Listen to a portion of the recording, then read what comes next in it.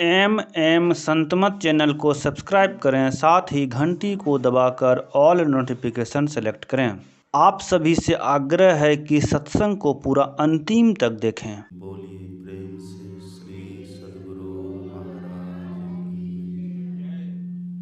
श्री सद्गुरु महाराज की। श्री सद्गुरु महाराज की जय। परम आदरणीय सत्संग प्रेमी महानुभावों, पूजनीय माताओं तथा भक्तिमती बहनों, पाठ में हम लोगों ने सुना गुरु की महिमा,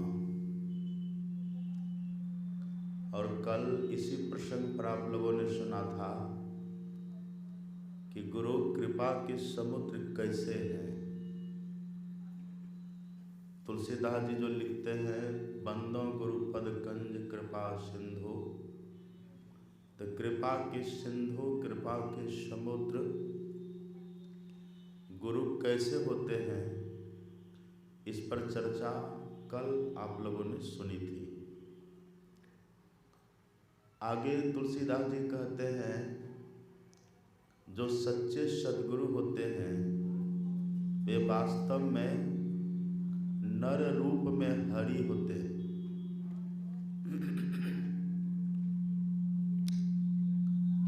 अब यही संदेह हुआ है हनुमान जी को। हनुमान जी जाते हैं राम भगवान के पास।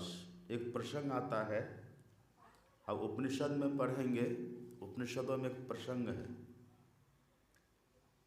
हनुमान जी जाते हैं राम भगवान के पास, और हनुमान जी भगवान से प्रश्न करते हैं कि प्रभु, ये जो कहते हैं कि मनुष्य नर के रूप में ही रह करके नारायण बन जाते हैं, ब्रह्म को जान करके ब्रह्म ज्ञानी साक्षात ब्रह्म ही हो जाते हैं, ये कैसे संभव है? क्या ये बात सत्य है?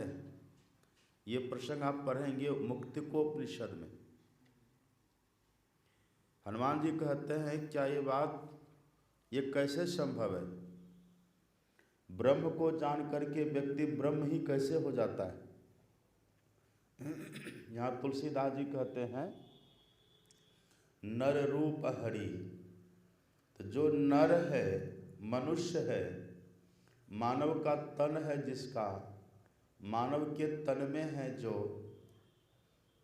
वह हरि कैसे हो जाएंगे, ईश्वर कैसे हो जाएंगे? तो वही हनुमान जी प्रश्न करते हैं भगवान से कि प्रभु, आप कृपा करके बतलाइए ये कैसे संभव है, प्रश्न किए। तब भगवान कहते हैं कि हे हनुमान सुनो। वहाँ पर भगवान ने हनुमान जी को बहुत सुंदर सुनाया है। भगवान कहते हैं, दर्शना दर्शने हित्वा स्वयं केवल रूपतः यंग आस्ते कपि शार्दूला ब्रह्म स ब्रह्मवित् स्वयं। भगवान कहते हैं, हे पवन तनय, हे हनुमान, ऐसा मनुष्य, ऐसा नर जो दृश्य और अदृश्य को दोनों का अतिक्रमण कर लिया, ऐसा मनुष्य जिन्होंने साधना करके, अभ्यास करके दृश्य को भी पार किया और अदृश्य को भी पार किया और केवल स्वरूप हो गया, तो भगवान कहते हैं वह ब्रह्म ज्ञानी ही नहीं, साक्षात ब्रह्म हो गया। कौन बोल रही है बात? राम भगवान कह रहे हैं। अब सवाल है, भगवान जो कह रहे दृश्य और अदृश्य दोनों को पार करके तब जो केवल स्वरूप हो जाते हैं, ये क्या है? दृश्य किसको कहते हैं और अदृश्य किसको कहते हैं? दृश्य का अर्थ होता है रूप जगत, और अदृश्य का अर्थ होता है अरूप जगत। रूप जगत को भी और अरूप जगत को भी जो साधक पार कर जाते वही कैवल्य स्वरूप होते हैं। रूप जगत क्या है? आप आंख बंद करते हैं, क्या दिखता है? अंधकार दिखता है। ये रूप जगत है। अंधकार के बाद क्या होता है? अंधकार के बाद होता है प्रकाश। प्रकाश सबके भीतर, मैंने पहले भी कहा ना, सबके भीतर प्रकाश है। तो अंधकार के बाद है प्रकाश। प्रकाश भी रूप जगत है। कहाँ तक है प्रकाश? तो सभी कोई जानते हैं, अपने भीतर में एक स्थान है जिसको कहते हैं त्रिकुटी। क्या कहते हैं? अभी जो आप और हम है ना, इस शरीर के भीतर आंख बंद करने के बाद जो घोर अंधकार दिखता है, यही मध्य में एक तीसरी आंख है, वहीं रहते हैं, उसको आज्ञा चक्र कहते हैं। अभी आप और हम आज्ञा चक्र में हैं। आज्ञा चक्र से ऊपर होता है सहस्र दल कमल। सहस्र दल कमल में जो साधक जाते हैं उनको चंद्रमा का दर्शन होता है। आप पढ़ेंगे पदावली में लिखा हुआ है, गुरु महाराज जी लिखे हैं, सहस कमल दल ज्योति करे झलमल।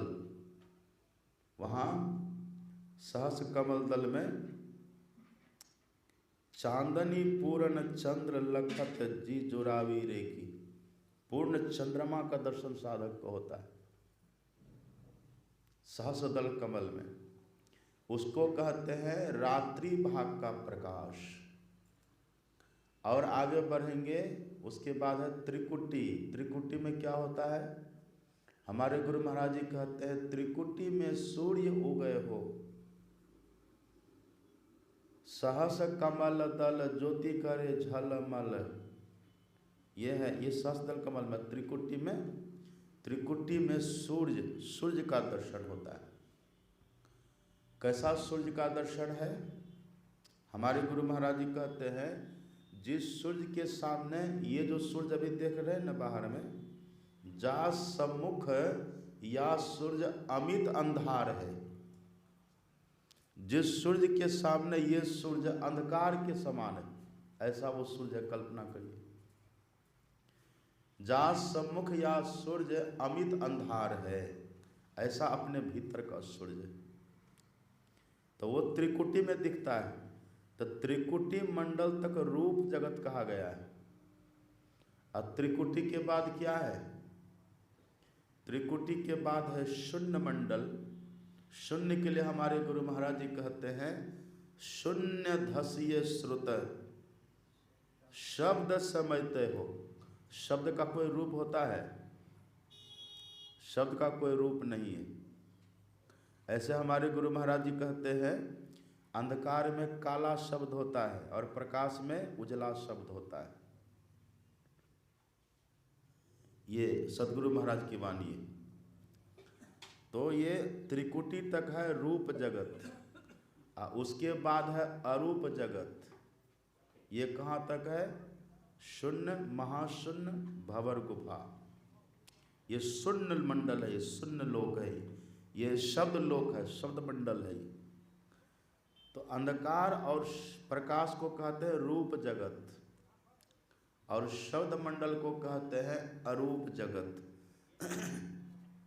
यही बात राम भगवान कहते हैं कि हे हनुमान, इस दोनों को जो पार कर जाते हैं, मतलब अंधकार को पार करके गए प्रकाश में, प्रकाश को पार करके गए शब्द में, और शब्द को जो पार कर गए वही हो जाता है कैवल्य स्वरूप।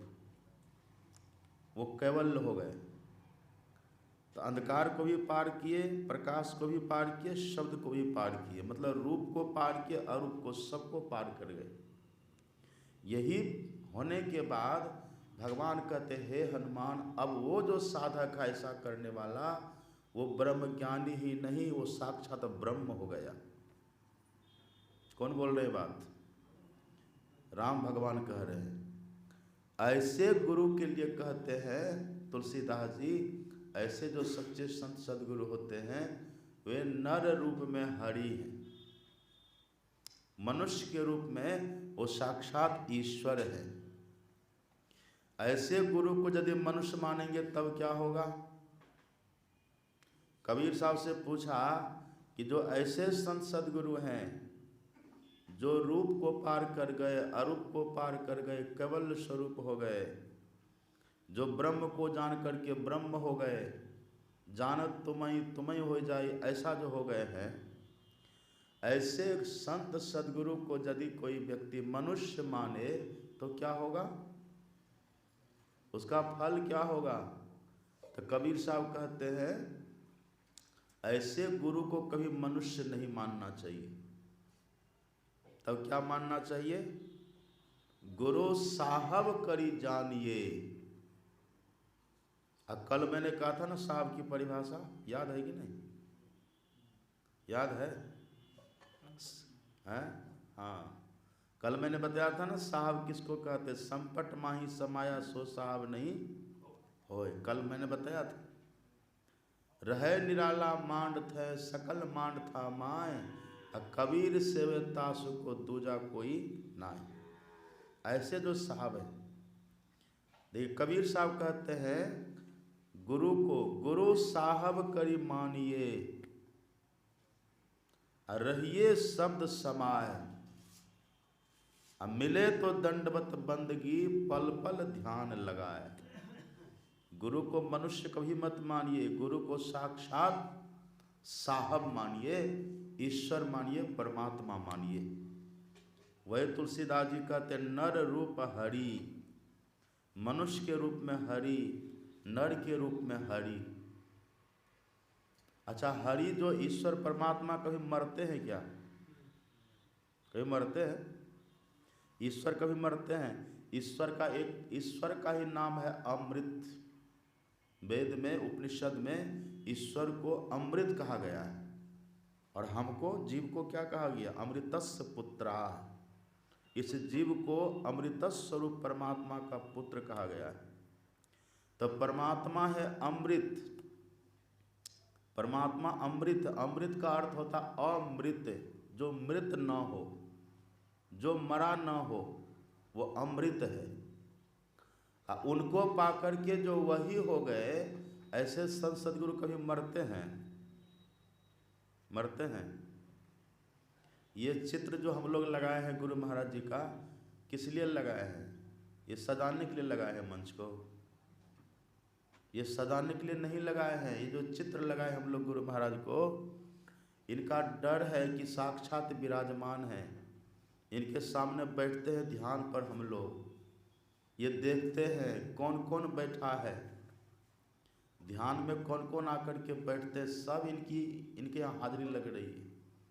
कौन सत्संग में आते हैं, कौन ध्यान करते हैं, 1 घंटा बैठते थे, 1 घंटा पर कौन क्या कर रहे हैं, वो सब खबर है इनके पास, वो सब कुछ ये जान रहे हैं। ऐसा भाव जिनको है कि हमारे गुरु महाराज जी हर क्षण हर पल हमारी खबर ले रहे हैं, वो देख रहे हैं, सदैव हमें निहार रहे हैं, हम उनकी दृष्टि से ओझल कभी नहीं होते। ऐसा भाव ही है गुरु साहब करी जानिए। गुरु साहब करी जानिए, रहिए शब्द समाय, मिले तो दंडवत बंदगी। अगर सशरीर कहीं मिल जाए ना तो दंडवत प्रणाम करिए, दंडवत प्रणाम करिए। और एक बात जानते हैं, हनुमान जी, भगवान ने हनुमान जी से कहा कि देखो हनुमान, हमको सब बराबर है, मेरे लिए सब बराबर है, हम किसी से भेदभाव नहीं करते, लेकिन एक के साथ हम भेदभाव जरूर करते हैं थोड़ा सा। हनुमान जी कहते किनके साथ? तो भगवान कहते हैं जो अनन्य भाव से मुझको मानता है। अनन्य भाव, अनन्य भाव किसको कहते हैं? अनन्य भाव का अर्थ होता है अन्य न, जिनके चित्त में इष्ट के सिवा दूसरा किसी के प्रति भाव न हो। अनन्य भाव, अनन्य भाव से जो मानते हैं तो भगवान कहते हैं हनुमान उसको मैं ज्यादा मानता हूं। समदर्शी मोहि कह सब कोई, भगवान कहते हैं, पढ़िएगा रामायण में, समदर्शी मोहि कह सब कोई, मुझे सब समदर्शी कहते हैं,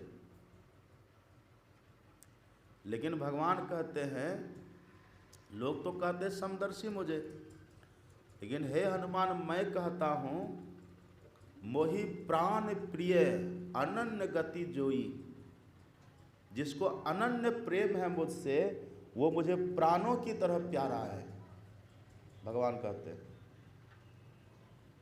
तो हनुमान जी कहते ठीक है प्रभु, तब आज से हम किसी को प्रणाम भी नहीं करेंगे, हम आपके सिवा किसी को प्रणाम भी नहीं करेंगे, हम आपके सिवा किसी को मानेंगे भी नहीं, बस हम प्रणाम भी करेंगे तो आप ही के सामने झुकेंगे, हम पूजा भी करेंगे तो आप ही के सामने करेंगे, जो भी कुछ करेंगे ना हम आप ही के सामने करेंगे, आप मेरे सामने नहीं होंगे तो हम किसी को प्रणाम भी नहीं करेंगे। तब भगवान कहते हनुमान फिर तू भूल कर रहा है क्या। अब देखिए भगवान कितनी अच्छी बात कहते हैं, बहुत मार्मिक बात भगवान कहते हैं। भगवान कहते हनुमान अनन्य की परिभाषा जानते हो? कहा नहीं, बताइए कृपा करके। तब भगवान कहते हैं सोई अनन्य जाकी असी मति न टरई हनुमंत। सोई अनन्य, वो अनन्य है जिसकी ऐसी बुद्धि कभी नहीं टलती। कैसी बुद्धि? तो भगवान कहते हैं मैं सेवक सचराचर रूप स्वामी भगवंत। सुनिएगा ध्यान से, भगवान कहते हैं जिस व्यक्ति का ऐसा भाव रहे कि मैं सेवक हूँ, और यहाँ जो भी कुछ हम देख रहे हैं, जितने मनुष्य मात्र हैं या जो प्राणी मात्र हैं, भगवान कहते हैं चराचर, चर अचर जो भी प्राणी है, भगवान कहते हैं अपने स्वामी के रूप में सबको देखता है। कितना बढ़िया भाव है, देखिए ऐसा भाव लेकर के जो सबको प्रणाम करे उसको कहते हैं अनन्य गति। यानी कि बस मेरे सामने आओ तो ही प्रणाम करो, नहीं, जो भी कुछ चराचर देख रहे हो उस सबको मेरे समान समझो, समझो कि उस रूप में मैं ही हूँ। कितना सुंदर भाव है भगवान का। और हनुमान जी को इसी बहाने तत्व ज्ञान समझा रहे हैं। और हम आप लोगों से कहते, जैसे वहाँ भगवान हनुमान जी से कह रहे हैं ना, इसका मतलब ये मत समझे कि हनुमान के लिए भगवान कह रहे हैं, ये उपदेश तो समष्टि सबके लिए। हम लोगों को भी ऐसा भाव रखना चाहिए कि जो भी कुछ दिख रहा है सब सदगुरु महाराज का स्वरूप है। ये सबके सामने विनम्रता से पेश आना चाहिए, सबके प्रति श्रद्धा का भाव। और सबके प्रति श्रद्धा का भाव का मतलब सबके भीतर हमारे गुरु महाराज है, गुरु इस रूप में हमारे गुरु महाराज ही हैं। ऐसा भाव, ऐसा भाव रख करके तब प्रणाम करिए। कबीर साहब कहते गुरु साहब करी जानिए, रहिए शब्द समय मिले तो दंडवत बंदगी। आप जिनको प्रणाम करते हैं ना, जो आपके लिए प्रणाम में है, कैसे प्रणाम करिए। आजकल लोग प्रणाम भी गजब तरह से करता है। आजकल देखे प्रणाम कैसे करता है। एक तो पहले प्रणाम करने का भाव होता नहीं है, लेकिन शर्म के मारे सामने है तो क्या करेंगे। भीतर तो श्रद्धा है नहीं, भीतर तो प्रेम है नहीं। लेकिन अब जिनको सब बड़े कहते हैं, जिनको सब श्रेष्ठ कहते हैं, उनके सामने हम हैं, प्रणाम नहीं करेंगे तो लोग हमारी निंदा करेगा, तो प्रणाम तो करना पड़ेगा। तो अब वो प्रणाम ऐसे करते कि लोग देखें कि हम प्रणाम कर रहे हैं, लोगों को दिखाने के लिए प्रणाम करते हैं। अब प्रणाम ऐसे करते हैं जैसे कोई गर्म चीज को कैसे छूते हैं, ऐसे करंट उंगली जल तो नहीं जाएगी। जैसे गर्म चीज को आप कैसे छूते हैं, ऐसे ऐसे ऐसे ऐसे करेगा, ऐसे हाथ। आश्चर्य। या तो करिए ही मत, श्रद्धा नहीं है तो करिए ही मत। अगर करते हैं तो याद रखिए भगवान के वचन को। भगवान हनुमान जी से उपदेश कर रहे हैं, मैं सेवक सचराचर। कहते हनुमान अपने को सेवक समझो, किसका? चराचर जितना है सबका, और सबको प्रणाम करो। कैसा? तो मेरा रूप समझ करके करो। ये मत समझो कि हम उनको प्रणाम करें, नहीं, समझो कि राम को प्रणाम कर रहे हैं, ये भाव लाओ। तो प्रणाम जब भी करिए ना, श्रद्धा से करिए, प्रेम से करिए। आप तो श्रद्धा प्रेम से करते भी नहीं। आप कैसे करते? घुटना पर प्रणाम करते, ऐसे हाथ घुटना तक जाता है, घुटने पर हाथ दिया, ऐसे कर लिया। और घुटना में जानते कौन रहता है? यहाँ ये जो पंजा है ना अपना, पंजा में विष्णु भगवान का वास माना गया, यहाँ उपेंद्र भगवान का वास है, यहाँ पंजा में। यहाँ घुटना में जम का वास माना गया है। जम, घुटना में जम है, अब पंजा में विष्णु भगवान है। अब घुटना में प्रणाम कर रहे हैं तो वहाँ जम बैठा हुआ है। एक भाव हम सुना रहे हैं आपको। अब कोई व्यक्ति हमको प्रणाम करता है तो हम यही कहते हैं, बड्डा में जब रहते तो कहते गौशाला आते हैं, कहते नहीं तो आइएगा गौशाला। क्यों? क्योंकि हम गौशाला में भी रहते हैं। या फिर कहीं कह देते हैं कि कुप्पा घाट आते हैं, तो नहीं तो आइएगा कुप्पा घाट। क्यों? हम वहीं रहते हैं। तो जिनको आप प्रणाम करेंगे ना, वो जब प्रसन्न होंगे तो जहाँ वे रहते हैं वहीं आपको भी बुलाएंगे। अब कल्पना करिए, जम को प्रणाम करिएगा, जम प्रसन्न होंगे तो कहाँ बुलाएंगे आपको? बैकुंठ बुलाएंगे। इसलिए प्रणाम करिए ढंग से। कबीर साहब कहते मिले तो दंडवत, दंडवत प्रणाम करिए। दंडवत का मतलब क्या होता है? दंड किसको कहते हैं? दंड कहते हैं लाठी को।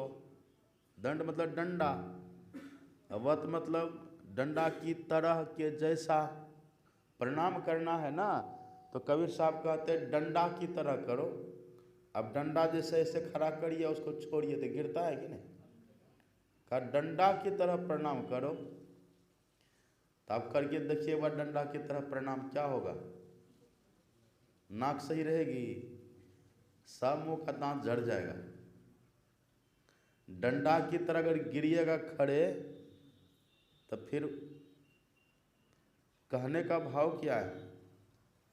कभी काल कोई व्यक्ति लंबा दंडवत करता भी है, हम लोग भी रहते हैं ना, आता है बिल्कुल सो जाता है धरती पर प्रणाम करते, तो लगता है कितना विनम्र है ये। दंडवत करके प्रणाम कर लेते हैं, अब फिर थोड़ी देर के बाद उधर जाते फिर निंदा शुरू कर देते।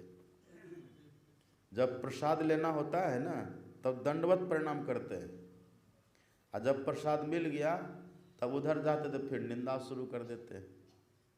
तो ये कौन प्रणाम हुआ?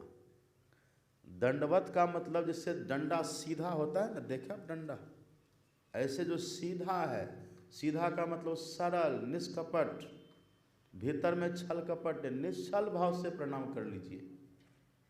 निश्चल भाव से प्रणाम करेंगे तो निश्चल भाव से क्या किया प्रणाम। आप जिसको प्रणाम करेंगे ना, भले वो स्वीकार नहीं करेंगे, लेकिन उनके भीतर जो भगवान बैठे हुए हैं वो आपका प्रणाम स्वीकार कर लेंगे। मान लीजिए आपने हमको प्रणाम किया, मान लीजिए थोड़ी देर के लिए, या मान लीजिए मैंने आपको प्रणाम किया। मैंने किस भाव से प्रणाम किया? मैंने आपको निश्चल भाव से प्रणाम किया, पवित्र भाव से प्रणाम किया, आपको बहुत श्रेष्ठ समझ करके प्रणाम किया, निश्चल होकर के प्रणाम किया, लेकिन आपने नहीं समझा, पर मैंने प्रणाम किया।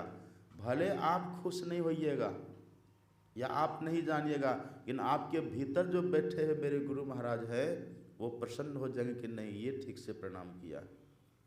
इसलिए प्रणाम जब भी करिए किसी को, निश्चल भाव से प्रणाम करिए। प्रणाम करिए तो बढ़िया से करिए, और नहीं करिए तो मत करिए। और जैसा आप प्रणाम करेंगे वैसा आशीर्वाद मिलेगा। निश्चल भाव से प्रणाम करेंगे तो अच्छा आशीर्वाद मिलेगा। दें कि नहीं दें उससे फर्क नहीं पड़ता है। आप नहीं देंगे आशीर्वाद तो आपके भीतर से भगवान दे देंगे। वैसे जैसे तैसे प्रणाम करेंगे तो जैसे तैसे आशीर्वाद भी मिलेगा। इसलिए प्रणाम करिए। और नियम तो ये है, प्रणाम जब भी करिए ना किसी को तो अपना मस्तक सटा दीजिए चरण पर। ऐसा क्यों होता है? ऐसा क्यों करना चाहिए? अहंकार कहाँ रहता? अहंकार, घमंड, अहंकार यही रहता है ना मस्तक में। तो मस्तक को चरण में छुआने का मतलब ये हुआ कि हम अहंकार को छोड़ रहे हैं, हम घमंड को छोड़ रहे हैं, मद को, घमंड को छोड़ रहे हैं। हम मद कैसा है जानते हैं ना आप? मद तो बहुतक भांति का, ताहि न जाने कोय। तन मद, मन मद, जाति मद, माया मद सब लोय। विद्या मद और गुणों मद, राज मद उन्मद। इतने मद को रद्द करें। ये सब को रद्द करना है, सब। जब किसी को आप चरण छू के प्रणाम करेंगे, चरण पर मस्तक रख करके प्रणाम करेंगे, इसका मतलब सभी मद को आप रद्द करके प्रणाम कर रहे हैं। और उनके भीतर जो बैठा भगवान है, यदि वो महापुरुष है जिनको आप प्रणाम कर रहे हैं, अगर आपके भाव को वो समझ रहे हैं तो आपको वो आशीर्वाद दे देंगे। और यदि कहे वो वैसा नहीं है, उनके भीतर जो बैठा हुआ भगवान है वो आपको आशीर्वाद दे देंगे। तब भगवान राम कहते हैं कि केवल मुझको प्रणाम करो, मैं जब रहूं तब प्रणाम करो। नहीं, अरे मैं आज हूं तुम्हारे सामने, कल नहीं रहूंगा, ऐसा प्रणाम मत करना। ये समझ लो कि जो भी चर अचर है सब मेरा ही रूप है। सबके सामने झुको, सबको प्रणाम करो, सबको नमन करो, ऐसा भाव रखिए। ये नहीं कि केवल यहाँ आएंगे तो प्रणाम करेंगे। जहाँ भी जो आपसे बड़े हैं, जिनको आप श्रेष्ठ समझते हैं, उनको श्रद्धा से प्रणाम करिए। ये प्रणाम करने से होगा क्या? आपको आशीर्वाद तो मिलेगा ही, एक प्रेम का माहौल बनेगा, एक अपनापन का एक माहौल खड़ा हो जाता है। जब आप बड़े को प्रणाम करेंगे तो बड़े आपको स्नेह देंगे, कितना अच्छा माहौल रहेगा। अब भीतर का जो कुछ दुरा है वो भी खत्म हो जाएगा। अब जानते हैं ना, जब महाभारत का युद्ध हो रहा था, एक तरफ पितामह भीष्म खड़े हैं सेना लेकर के, सेनापति बन कर के कौरव की तरफ से, और दूसरे तरफ से भगवान श्री कृष्ण उधर पांडवों के साथ में खड़े हैं। अब युद्ध होने वाला है, रणभेरी बजने वाली थी, वहाँ युद्ध शुरू होने वाला है। उसी समय क्या होता है, युधिष्ठिर जी निकलते हैं अपने दल से, अपने रथ से नीचे उतरे, निकले बाहर और चले पितामह भीष्म की तरफ। उधर जब चले, अब दुर्योधन को लगता कि पहले हार मान लिया, ये पहले ही हार गया, ये लगता है समर्पण करने जा रहे पितामह के पास। लेकिन पितामह भीष्म के पास युधिष्ठिर जी महाराज जाते हैं और जा कर के बिना कुछ कहे, बिना संकोच के गए उनके पास और जा कर के सीधे पितामह भीष्म के चरणों में गिर जाते हैं, प्रणाम करते हैं। प्रणाम करके जैसे खड़े हुए, पितामह भीष्म ने कहा विजयी भव।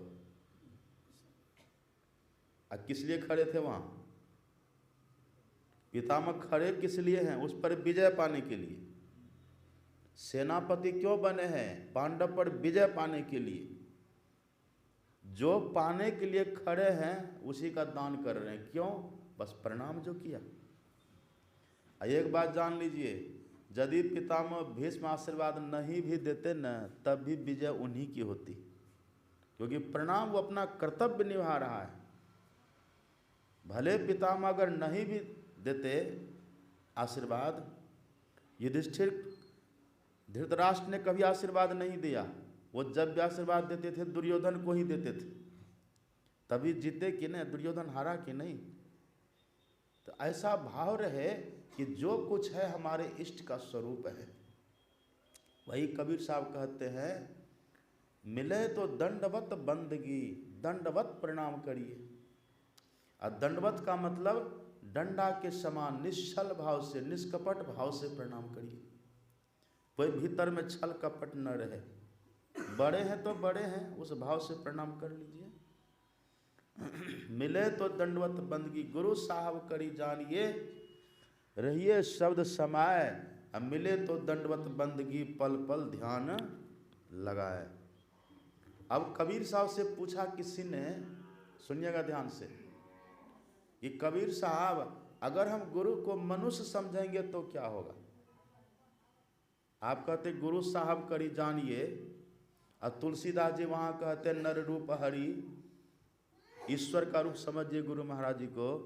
अगर हम गुरु महाराज जी को मनुष्य मानेंगे तो क्या होगा? उनको हम भगवान नहीं मानेंगे तो क्या होगा? बताइए। तब कबीर साहब कहते सुनो, कबीर साहब कहते गुरु को मानुष जानते, अगर मनुष्य मानते हैं, गुरु को मानुष जानते, ते नर कहिए अंध। अंधा है वो, उसको नहीं दिखता है कि ये गुरु कैसे हैं, उनको दिख नहीं रहा है। फूटी आंख विवेक की, लखे न संत असंत। जिनके विवेक की आंख फूट जाती है, उसको संत असंत दिखता नहीं है। वही कबीर साहब कहते वो अंधा व्यक्ति है। गुरु को मानुष जानते, ते नर कहिए अंध। महा दुखी संसार में, आगे जम का फंद। अभी हाल ही की घटना है, निकला था मेरे मोबाइल में एक मैसेज आया था, अभी ये 1-2 दिन पहले की बात है। एक कोई लेख लिखे हैं, उस लेख में मैंने पढ़ा, एक कोई व्यक्ति था, नाम ऐसे बलदेव साह या ऐसे कुछ था, और उसके 4-5 मित्र थे। एक जगह पर खड़े थे वहाँ कहीं, इधर से एक व्यक्ति सदगुरु महाराज जी का फोटो लेकर के चले जा रहे हैं। चित्र खरीदा होगा गुरु महाराज जी का, वो चित्र लेकर के चले जा रहे हैं। तो रास्ते में जहाँ वो सब खड़े थे ना, संजोग से उधर से गुजर रहे थे, तो ये जब वहाँ गए तो जो 4-5 खड़े थे, उसी में जो वो शायद बलदेव साहब से कुछ करके उनका नाम था, वो कहा इधर सुनो। गया, गुरु महाराज जी का जो फोटो उनके हाथ में था, जो चित्र, वो झपट के ले लिया। लेके कहता अच्छा इन्हीं की तुम पूजा करता है। बदमाश था, गुंडा था, और वो जेब से निकलता है माचिस निकाला। अब बेचारा जो फोटो लेके जा रहा था, वो कहा कि देखिए ये हमारे गुरु महाराज जी हैं, अपमान मत करिए। आपके लिए ना फोटो है, लेकिन मेरे लिए प्रत्यक्ष हैं गुरु महाराज। आप कृपया हमको जो कहना हमको कहिए, आपको मारपीट करना है मुझको मारिए पीटिए, पर मेरे गुरु महाराज के चित्र को कुछ मत करिए। अब उसको और लगा, अब दुष्ट तो वही न करेगा, और उसको लगा तो कहा कब हम इसी को करेंगे, तुम देखो। वो निकाला माचिस जेब से और जला करके, दाढ़ी है ना गुरु महाराज का, वो दाढ़ी में लगाता है आग। अब बेचारा वो छटपटा रहा है, वहाँ कर भी क्या सकता था, वो ले लिया। अब फिर थोड़ा वोड़ा जला वला करके दे दिया, वो ले लिया, चला वहाँ से। जो उसको कुछ कहना था, 2-4 लपड़ थप्पड़ मार, फिर गाली गलौज जो करना था वो किया, वो फिर वहाँ से चला। अब देखिए ये तो इधर गए, उसी समय से उसके पेट में दर्द शुरू हुआ। ये तो चले गए, फोटो को कुछ कर देते तो कुछ नहीं होता, पर जो फोटो लेके जा रहा था वो तो साक्षात समझ रहे हैं कि गुरु महाराज हमारे हैं, हमारे गुरु महाराज के साथ ये अन्याय कर रहा है। उसके पेट में ऐसा कुछ दर्द हुआ, और ये घटना आज की है। कल 10 बजे तक में वो मर गया, उसकी चिता जल गई। जो इनकी दाढ़ी को जलाने का प्रयास किया, 24 घंटा भी नहीं लगा, उसकी चिता जल गई। समझ रहे हैं कुछ? यही है गुरु को मानुष जानते, ते नर कहिए अंध। अब महादुखी संसार में आगे चमका फंद। सुनु सुरेश रघुनाथ स्वभाव, निज अपराध रिसाई न काऊ। जो अपराध भगत कर करई, राम रोष पावक सुजरी। ये अभी की घटना है, घटना अभी की नहीं है, ये लेख मैंने अभी पढ़ा है 1-2 दिन पहले, किसी का निकला है। इसलिए कबीर साहब कहते कभी मनुष्य मत समझिए, साक्षात ब्रह्म है। बंदों गुरुपद कंज कृपा, सिंधु नर रूप है। नर रूप में हरि। आपने माता सहजोबाई का नाम सुना कभी? सहजोबाई, अपने यहाँ कई बाई हुई हैं माताओं में। मीरा बाई तो प्रसिद्ध है, सब कोई जानते हैं। मीरा नाम लेते सब समझ जाते कौन मीरा, मीराबाई। उनके बाद एक है सहजोबाई, दयाबाई, कर्माबाई। ये सब बहुत उच्च कोटि की संत पद, संत ये लोग हुई हैं। तो सहजोबाई और दयाबाई ये दोनों गुरु बहन थी, एक ही गुरु की शिष्या थी सहजोबाई और दयाबाई। गुरु का नाम था चरणदास जी महाराज, सुनिएगा ध्यान से। और चरणदास जी महाराज की सगी भतीजी थी दयाबाई, भतीजी अपने भाई की बेटी थी दयाबाई। और उनकी शिष्या थी सहजोबाई। और चरणदास जी रहते थे दिल्ली में, उनका आश्रम था दिल्ली में, वहीं रहते थे वो। तो एक बार सहजोबाई जाती है चरणदास जी के पास और चरणदास जी से कहती हैं कि गुरुदेव आप कभी मेरे कुटिया में पधारिए। वो रहती थी राजस्थान में कहीं सहजोबाई। कहा आप मेरी कुटिया में कभी पधारिए। कहा ठीक है, जब समय मिलेगा, मौका मिलेगा तब देखा जाएगा, जाऊंगा कभी तुम्हारे यहाँ। तो एक बार उनको मौका मिला, गर्मी का समय था, ज्येष्ठ का महीना, जेठ होता है ना, ज्येष्ठ में कितनी गर्मी पड़ती है, बैसाख समय, वही समय। और उसी समय चरणदास जी महाराज चलते हैं उनके यहाँ, सहजोबाई के यहाँ। ये मैं ये कह रहा हूँ ना, नर रूप हरि, गुरु के प्रति कैसा भाव होना चाहिए। गुरु हैं चरणदास और शिष्या कौन है? सहजोबाई। अब ये चलते हैं, जब चले चरणदास जी चलते हैं वहाँ उनके यहाँ, माता सहजोबाई के यहाँ।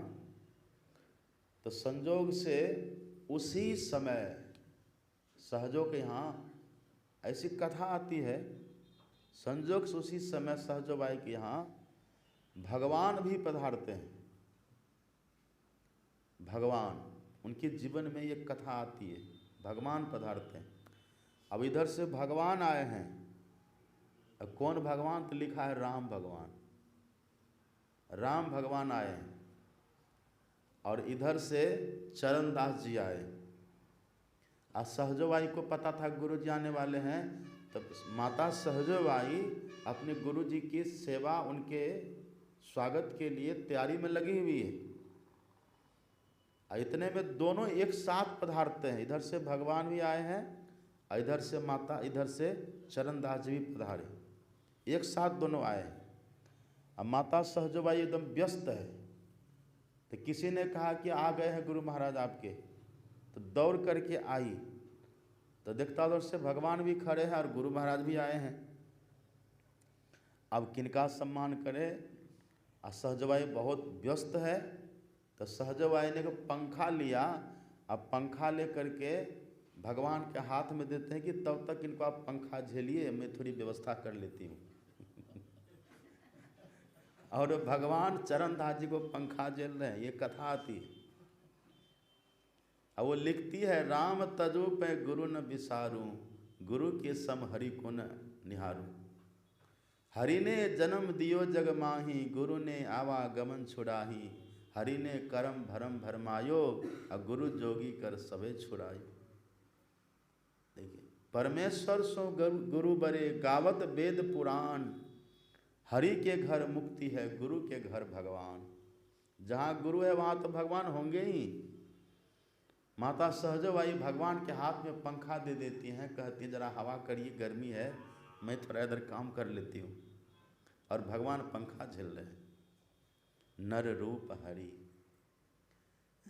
और जानते हैं न, राम कृष्ण से को बरो उन्हों तो गुरु किन्न, तीन लोक के वे धनी गुरु आगे अधीन। गुरु के आगे सब अधीन रहते हैं। हमारे गुरु महाराज जी लिखते हैं, पदावली में आप पढ़ेंगे, राम कृष्णादि सकल अवतारण सेवय तजी अहमेव जी। अहंकार को छोड़ करके तब गुरु की सेवा करते हैं। आप और हमको नहीं करना चाहिए। तो पहले गुरु रहेगा तब न सेवा करिएगा। और निगुरा निगुरी है तब किन की सेवा करिएगा। इसलिए गुरु तो जीवन में चाहिए। गुरु बिनु ज्ञान न उपजय, गुरु बिनु मिले न भेव, और गुरु बिनु संशय ना मिटे, जय जय जय गुरुदेव। गुरु तो जीवन में चाहिए। गुरु बिनु माला फेरता, गुरु बिनु करता दान, गुरु बिनु सब निष्फल गया, बुझो वेद पुराण। गुरु बिनु जप तप दान व्यर्थ व्रत, तीरथ फल नहीं दाता, लक्ष्मीपति ने सिद्ध, गुरु बिनु वृथा जीव जग जाता। सब व्यर्थ जाता है। इसलिए जीवन में गुरु चाहिए। और संत मत का नियम क्या है अपने यहाँ? संत मत का नियम, आप कहीं दीक्षा लीजिए, किन्हीं से दीक्षा लीजिए, पर गुरु हमारे एक ही हैं, गुरु महाराज। और जो भी दीक्षा देंगे आपको एक ही बात बताएंगे। हाँ, ये नहीं कि वो फलाना वो दूसरा मंत्र बतलाएंगे, वो दूसरा, ऐसा कुछ नहीं है। सब वही बताएंगे। दीक्षा देने वाले दीक्षा आपको दे देंगे, पर गुरु कौन होंगे? गुरु महाराज हैं। गुरु महाराज जी ने कहा था, तुम सबके सब दीक्षा दो, लेकिन गुरु कोई नहीं बनेगा, गुरु मैं। क्योंकि उनको पता था मैं पहले भी था, अब भी हूँ, आगे भी रहूँगा। वो शाश्वत पद को पाए हुए महापुरुष हैं ये। अब देखिए, ऐसे गुरु महाराज के चरण धूल की भी बड़ी महिमा है। एक गांव में हम गए थे एक बार। एक गांव है उधर, गांव का अब नाम नहीं बोलना चाहिए उतना, पर बिहार की घटना है। पर उधर गए तो उस गांव में ये रिवाज है कि जब भी कोई महात्मा साधु महात्मा उस गांव में जाते हैं, संत मत के महात्मा उस गांव में कम जाते थे, दूसरे मत के महात्मा बहुत जाते थे उस गांव में। तो उस दूसरे मत के महात्माओं ने शिक्षा दी थी कि जब भी कोई साधु अपने गांव में आवे ना, तो सबका चरण धो करके पियो, चरणामृत है। ये शिक्षा उन लोगों को थी। अब जो भी महात्मा खड़िया पलटन अक्कर फक्कर जो भी चला जाए, गंजेरी भंगेरी जो चला जाए, वो सब का चरण धो करके सब गट गट पी जाते थे। अब पैर में क्या लगा है, कीचड़ काचड़ धूल धूसर, सबको धोए। यार जैसी शिक्षा देगा वैसे न ज्ञान मिलेगा लोगों को। जल परमाने माछड़ी, कुल परमाने शुद्ध, जिनको जैसा गुरु मिला तिनकी तैसी बुद्धि। वह जो कोई वहाँ महात्मा जाते थे, सबका चरण धोवे, और धो के एकदम गट गट गट गट। शरबत कैसे पीते हैं, एकदम ऐसे पी जाता था। तो संजोग से एक बार उसी गांव में सत्संग का कार्यक्रम मेरा भी हुआ, और ज़्यादातर दूसरे मत के लोगों ने ही मिल करके लिया था, तो मैं भी गया वहाँ। अब जैसे गए तो 8-10 बड़ा बड़ा कठौता ले लेकर के लोग दौड़ा। हम कभी उस गांव गए नहीं थे, सुने भी नहीं थे बात। कोई उधर से कठौता लेकर दौड़ रहा है, कोई उधर से लेकर दौड़ रहा है। हम तो डर गए, कठौता लेकर क्यों दौड़ रहा है? अगर चरण ही धोना होता तो एक कठौता लेकर न दौड़ते। ये चारों तरफ से कठौता लेकर क्यों दौड़ रहा है? तो एक कहता कि बाबा आप घबराइए मत, ये आपका चरण धोएगा, पैर प्रक्षालन करेगा, और उसको ये लोग पीते हैं, यहाँ का रिवाज ऐसा है। तो हम बोले कि नहीं, हम तो धोने नहीं देंगे, कहा यहाँ का नियम है। हम बोले हम धोने नहीं देंगे। कहा क्यों न धोने दीजिएगा? तब तक सब भीड़ वहाँ इकट्ठी हो गई। तो हम बोले कि देखिए आप लोग मेरा चरण मत धोइए। तो कहा क्यों? हम बोला आप धोना क्यों चाहते हैं? का धोना इसलिए चाहते हैं बाबा कि आपका जो चरण धोएंगे ना, वो चरणामृत है, उससे हमको लाभ होगा। तो हम बोले कि देखिए अगर मेरा चरण धो करके पीजिएगा तो आपको हानि हो जाएगी। बड़े सीधे लोग थे वहाँ के। तो कहा क्या हानि होगी बाबा? हम बोले अगर मेरा पैर धो के पीजिएगा तो सबको पेट में पथरी हो जाएगी। हम मेरे पैर में धूल है, धूसर है, क्या क्या कादो कीचड़ लगा हुआ है, और उसको धो के पीजिएगा तो पथरियाँ ना होगी पेट में। कहा तब नहीं पिएंगे। सब मान गया बात बड़ी सहजता से। अब बाद में सत्संग में तब हम समझा करके कहे कि देखिए सबका चरण धो करके नहीं पीना चाहिए। यहाँ सुने न भी पाठ में श्री गुरुपद बंदो गुरुपद पदुम परागा, मैं गुरु महाराज के पराग को प्रणाम करता हूँ। पराग मतलब ये होता है खुशबू। यहाँ पराग का मतलब है चरण धूल, चरण रज। बंदो गुरुपद पदुम परागा, मैं गुरु महाराज के चरण कमल के पराग को प्रणाम करता हूँ। क्यों? तो उसका कारण देखिए आगे लिखा हुआ है। कैसे गुरु के चरण धूल? तो ऊपर जो वर्णन हो चुका है। कैसा? जो गुरु, जिस गुरु के चरण में कमल का गुण है, जिस गुरु की वाणी में सूर्य किरण का गुण है, जिस गुरु की कृपा समुद्र है, और जो गुरु मनुष्य के रूप में हरि हैं, जो रूप जगत को अरूप को, जो दृश्य अदृश्य को पार करके केवल स्वरूप हो गए हैं, ऐसे गुरु का अगर चरण धूल उसकी महिमा क्या है? वही तुलसीदास जी लिखते हैं बंदो गुरुपद पदुम परागा, यह है कैसा? सुरुचि। यदि उसको कोई पान करे तो सुरुचि, सुबास, सरस, अनुरागा, ये 4 शब्द आया। अगर कोई गुरु महाराज के चरण धोकर के पीते हैं तो सबसे पहला लाभ है सुरुचि। सुरुचि का मतलब सुंदर रुचि। जो ऐसे संत सदगुरु का चरण धोकर के पीते हैं उनको भजन में रुचि जग जाती है, उनको साधना करने में रुचि होती है, सुरुचि। और जो सच्चे गुरु भक्त होते हैं उस सच्चे गुरु भक्त को गुरु के चरण धूल में, गुरु के रज में सुवास, सुगंध मालूम पड़ता है, खुशबू मालूम पड़ती है। और वो सरस रस है उसमें। कौन सा रस है? गुरु को जो अपना हरि रस है ना भीतर में, भया जी हरि रस पी मतवारा, 8 पहर झुमत ही बीते, डार दियो सब भारा, हीरा पिंगला ऊपर पहुँचे सुखमन पाठ उघारा, अब पिवन लगे सुधा रस जबही।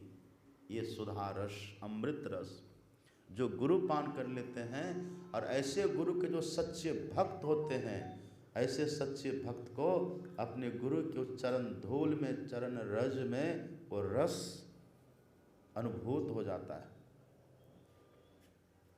और अनुराग, उसके पान करने से गुरु के प्रति, इष्ट के प्रति और प्रेम बढ़ता है। सुन रहे बात? ये लाभ है इसका। अच्छा, वो जो खिखिरनी थी, याद आया आपको? सबड़ी, पहले क्या थी वो? खिखिरनी थी। और खिखिरनी से क्या बन गई थी वो? राजकुमारी बनी थी। कैसे बनी थी? संत महात्मा भोजन किए थे। और सब संत महात्मा के भोजन से हो जाएगा? उस सभा में जरूर ऐसे कोई संत होंगे जो इस कोटि के होंगे, नहीं तो नहीं होता। जरूर कोई से संत रहे होंगे। वही जो जूठन था, वहाँ जूठा पानी था, वही खिखिरनी किधर से घूम घाम करके आई, और वही पानी, जूठा पानी वो पी लिया। जूठा पानी पिया और उसी जूठा पानी में लोट पोट करके स्नान कर लिया। उसी का परिणाम देखिए, वो खिखिरनी से सीधे क्या हो गई? सीधे राजकुमारी हो गई। भाव है कि नहीं?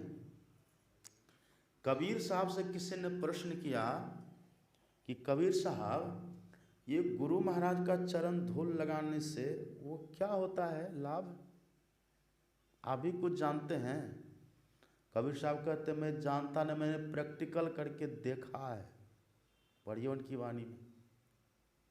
कबीर साहब कहते हैं सुतल रहलों में नींद भरी है गुरु दिहला जगाए। अब आगे लिखते हैं चरण कमल के अंजन, वही ये अंजन, अंजन किसको कहते जो लगाते हैं आंख में, काजल।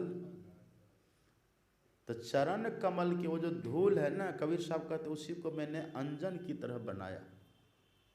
चरण कमल के अंजन हो नैना ले लूं लगाए, नैना ले लूं लगाए। मैंने अपनी आंख में उसका अंजन लगाया। चरण कमल के अंजन हो नैना ले लूं लगाए।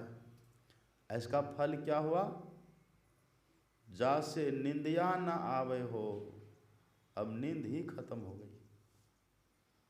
जासे निंदिया न आवे हो नहीं तन अलसाए। अब शरीर में कभी आलस नहीं होता, नींद खत्म हो गई। कौन सा नींद, कौन सी नींद खत्म हो गई, दोनों नींद खत्म हो गई। पहले तो ये नींद भी खत्म हो जाएगी, बैठते ध्यान पर कितनी नींद आती है, ये नींद भी खत्म हो जाएगी। और मोह निशा सब सोबनिहारा, देखिए सपन अनेक प्रकारा। ये जो मोह की नींद है, ये मोह की नींद भी खत्म हो जाती है। कबीर साहब कहते मेरा अनुभव है, नैना ले लूं लगा, मैंने लगाया, जासे निंदिया न आवे हो, अब नींद नहीं आती और नहीं तन अलसाए, अब शरीर में आलस भी नहीं रहा, हमेशा ताजगी तरोताजा। कैसा चरण धूल है, कैसा है समझिए। इसलिए तुलसीदास जी लिखते हैं बंदो गुरुपद पदुम पराग। अच्छा वो पराग है ना, वो जो धूल है, केवल धूल है क्या, केवल धूल धूल है वो। आगे लिखते हैं अमीय मूरिमय चूरन चारु, सुंदर चूर्ण है वो, उनको धूल नहीं समझिए। यदि हमारे पैर से कोई धूल निकाले तो वो तो खतरनाक है।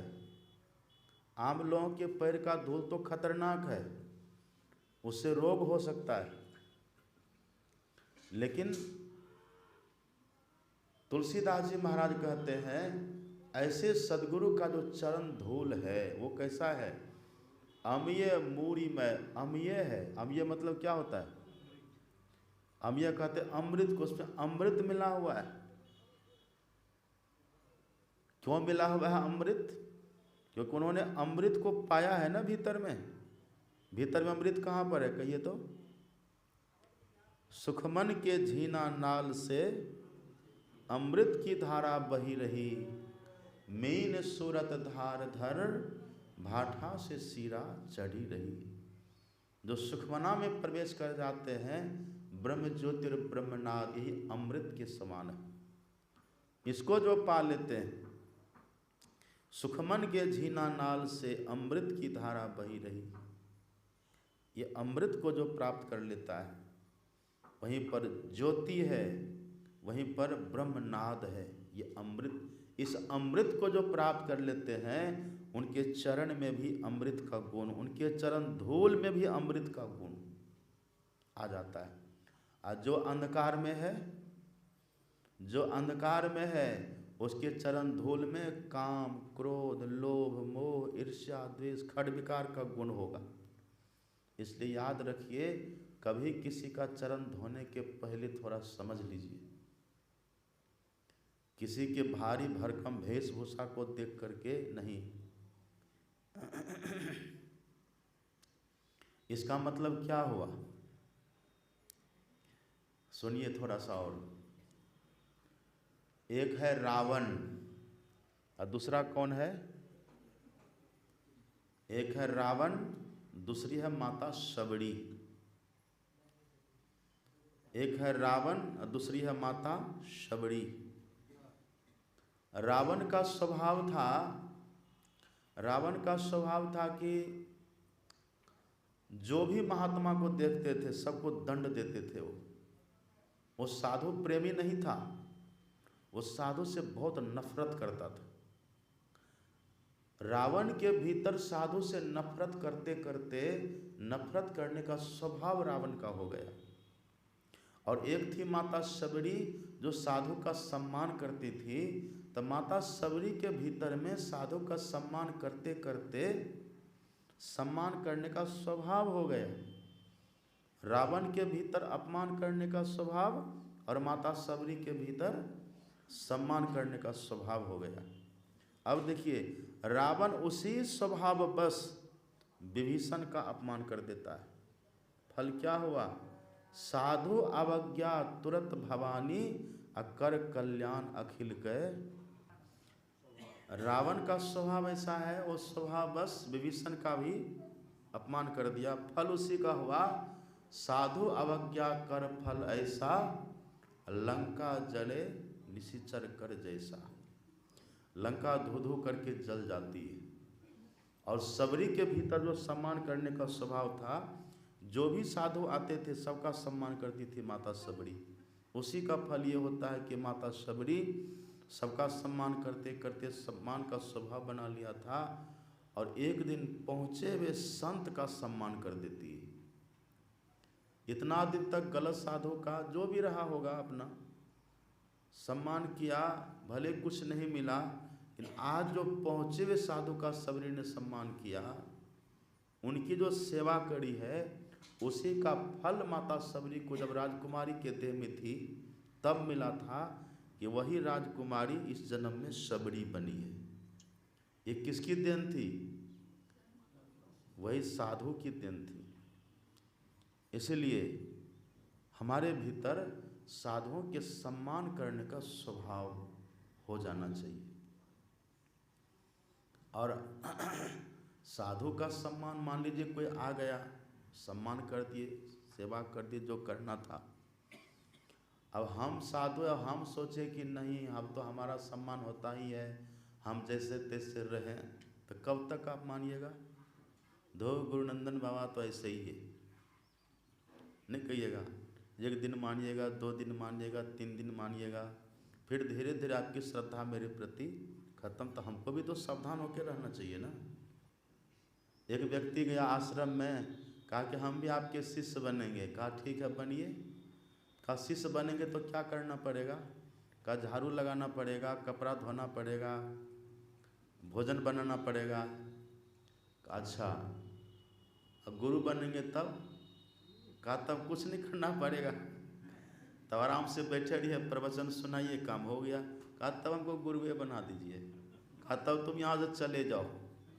जो पहले शिष्य नहीं बन सकता, गुरु कैसे बन जाएगा? पहले शिष्य कोई बनते हैं, पहले सेवा करते हैं। सेवा, साधना, स्वाध्याय, संयम, ये सब लेकर के तब कहीं वो स्थिति किसी के जीवन में। यहाँ है कि सीधे से तो कैसे होगा? तो दोनों तरफ से सावधानी चाहिए, हमारी तरफ से भी और आपकी तरफ से भी सावधानी। ऐसा स्वभाव जिनका बन जाता है, फिर धीरे धीरे कभी न कभी से पहुँचे हुए संत महापुरुष का भी दर्शन हो जाता है। अब फिर अपना काम बन जाता है। वही तुलसीदास जी लिखते हैं, ऐसे जो गुरु होते अमीय मूढ़िमय, उनके चरण धूल में क्या रहता? अमीय मतलब अमृत रहता है। क्यों? सुखमन के झीना नाल से अमृत की धारा बही रही, मीन सूरत धार धर भाटा से सीरा चढ़ी रही। जो अपनी सूरत को मछली की तरह बना लिया। मछली भी कई तरह की मछली होती है। आप जाएंगे ना उधर उत्तराखंड में देखिएगा, पहाड़ के ऊपर से झरना गिरता रहता है। झरना का पानी बहुत तेज रफ्तार, ऊपर से पानी कितनी तीव्र गति से गिरेगा आप समझ लीजिए।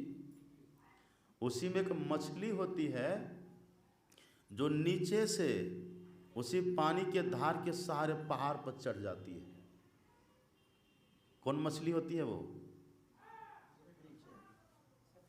सफरी सन्मुख जल प्रवाह।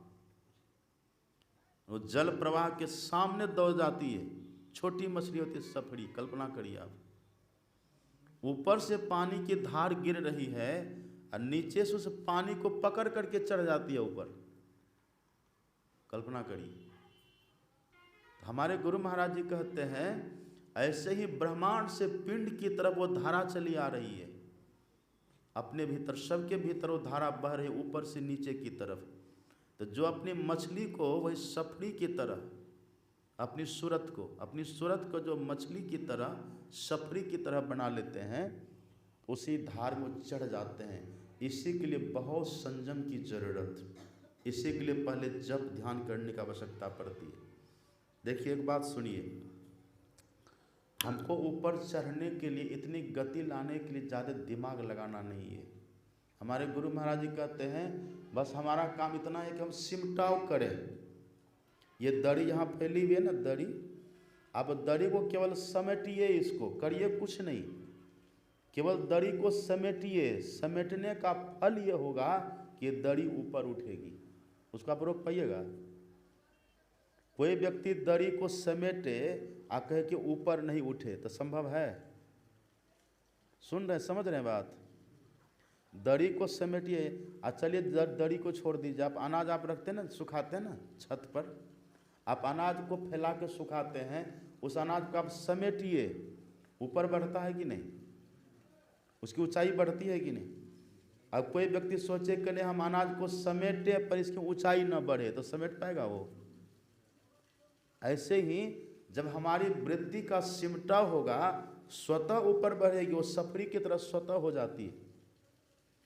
तो जो अपनी वृत्ति को समेटते हैं, अब वृत्ति का सिमटा बस यहीं से होता है, जब से स्टार्ट होता है।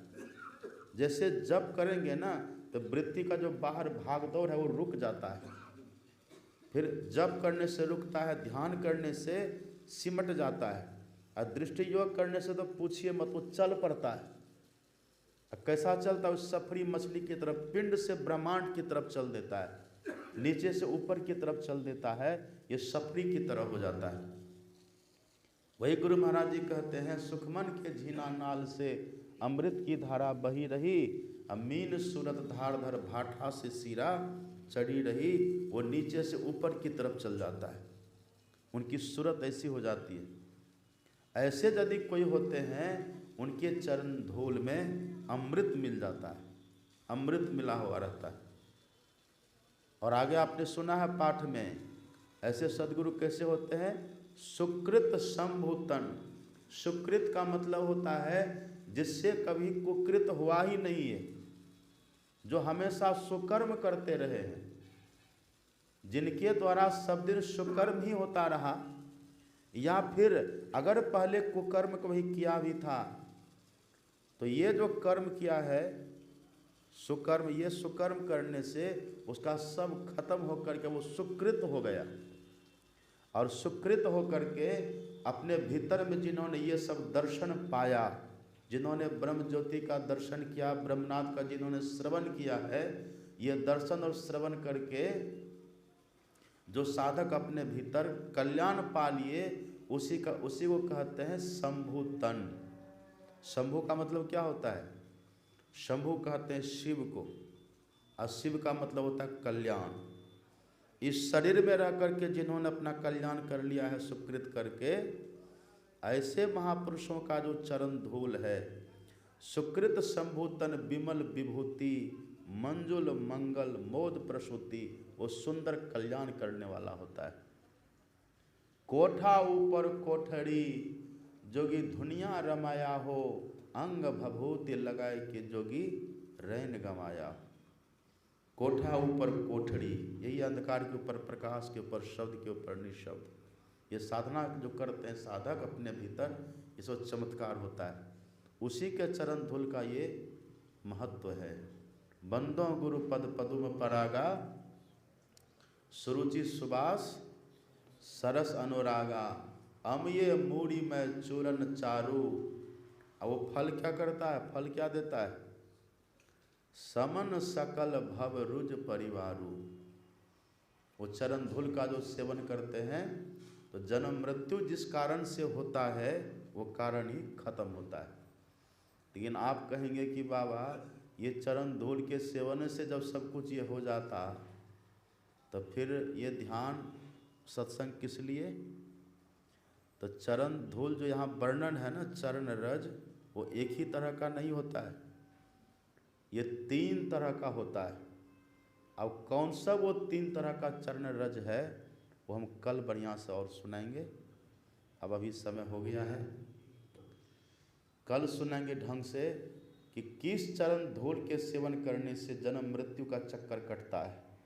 3 तरह का चरण धूल का वर्णन है, वो सब कल और बढ़िया से सुनाएंगे। सब समय सही सुनिए। श्री सद्गुरु महाराज की